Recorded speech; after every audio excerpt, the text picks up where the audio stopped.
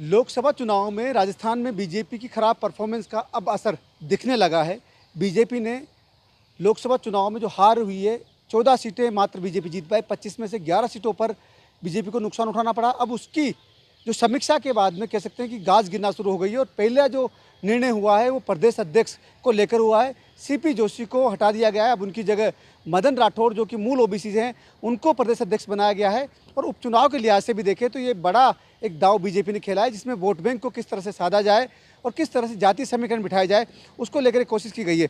मदन राठौड़ मूल ओबीसी से आते हैं और इससे पहले जो प्रदेश अध्यक्ष थे सीपी जोशी वो ब्राह्मण समाज से आते हैं, क्योंकि जिस तरह से राजस्थान में मुख्यमंत्री ब्राह्मण हैं और अध्यक्ष पद पर भी ब्राह्मण थे, उस समीकरण को साधने के लिहाज से ये एक बदलाव किया गया है। लेकिन इन सबके बीच जिस तरह से मदन राठौड़ को जिम्मेदारी दी गई है, उसके बाद ये माना जा रहा है कि अब बीजेपी नए तरीके से पूरे संगठन में बदलाव करेगी।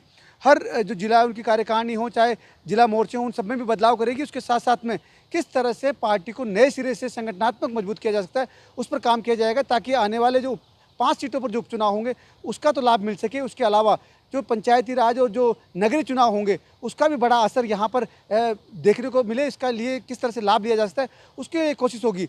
मदन राठौड़ चूँकि मूल ओबीसी के हैं और बीजेपी में जिला अध्यक्ष रहे हैं, वो लगातार पाली से 4 बार जिला अध्यक्ष रहे हैं, इसके अलावा 2 बार विधायक रहे हैं और मौजूदा वक्त में राज्यसभा में सांसद हैं।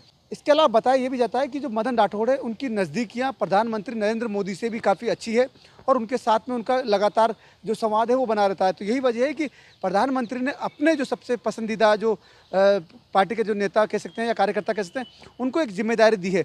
मदन राठौड़ के जरिए बीजेपी ने ये भी मैसेज देने की कोशिश की है कि बीजेपी एक आम कार्यकर्ता को, जो कि राजधानी जयपुर से दूर दराज जिले में रहता हो, उसको एक इस पद पर बिठाए ताकि तमाम जो संगठन हैं उनको तालमेल बिठाकर ये काम किया जा सकता है। बहरहाल बीजेपी ने उपचुनाव से पहले एक बड़ा परिवर्तन यहाँ पर कर दिया है।